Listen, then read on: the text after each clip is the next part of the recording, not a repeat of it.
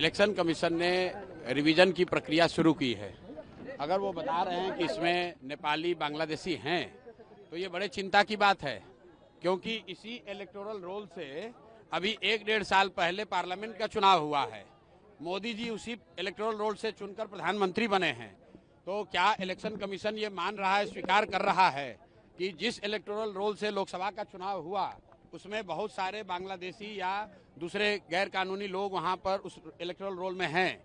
और दूसरी जो बड़ी बात है कि अगर ये लोग बिहार में आके रह रहे हैं तो बिहार में तो भाजपा की, नीतीश की ही सरकार है।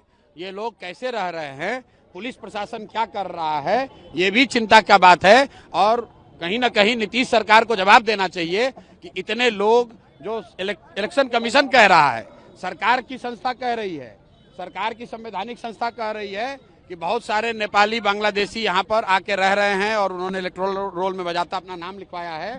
तो नीतीश सरकार को जवाब देना चाहिए कि ऐसे लोगों को बिहार में आकर रहने का, यहाँ के सुविधाओं का फायदा उठाने का, यहाँ वोट देने का अधिकार उनकी सरकार के रहते कैसे संभव हो पाया है।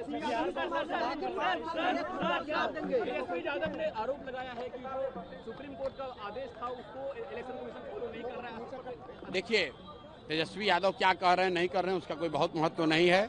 महत्व इस बात का है कि इलेक्शन कमीशन अगर इलेक्शन लिस्ट को, इलेक्टोरल रूल को, लिस्ट को ठीक कर रहा है तो उनकी ये जिम्मेवारी है कि हर वो नागरिक जो 18 साल से ज्यादा उम्र का है और उसके पास वोट देने की योग्यता है, उसको वोट देने का अधिकार मिलना चाहिए, उसका नाम नहीं काटा जाना चाहिए। तेजस्वी यादव क्या कह रहे हैं, प्रशांत किशोर क्या कह रहे हैं, इसका महत्व नहीं है। महत्व इस बात का है कि जो भी वोट देने की योग्यता रखता है उसको वोट देने का अधिकार होना चाहिए, उसको वोट देने का मौका देना चाहिए। सम्राट चौधरी ने कहा है कि बिहार में लॉ एंड ऑर्डर की स्थिति बिल्कुल ठीक है, आपसी मतभेद के कारण ये हत्याएं हो रही है।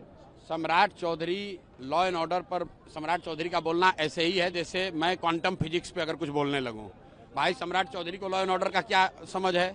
सम्राट चौधरी तो गृह मंत्री नहीं है, सम्राट चौधरी कोई लॉ एंड ऑर्डर के विशेषज्ञ नहीं है। गृह मंत्री यहाँ पर नीतीश कुमार हैं और वो अचेतन अवस्था में हैं।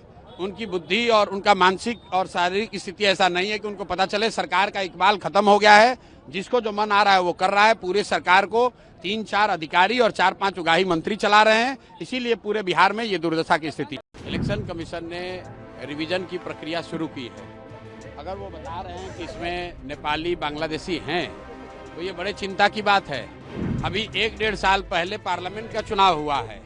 मोदी जी उसी इलेक्टोरल रोल से चुनकर प्रधानमंत्री बने हैं। क्या इलेक्शन कमीशन ये मान रहा है, स्वीकार कर रहा है कि जिस इलेक्टोरल रोल से लोकसभा का चुनाव हुआ उसमें बहुत सारे बांग्लादेशी या दूसरे गैर कानूनी लोग वहां पर उस इलेक्टोरल रोल में हैं? तो नीतीश सरकार को जवाब देना चाहिए कि ऐसे लोगों को बिहार में आकर रहने का, यहाँ के सुविधाओं का फायदा उठाने का, यहाँ वोट देने का अधिकार उनकी सरकार के रहते कैसे संभव हो पाया है।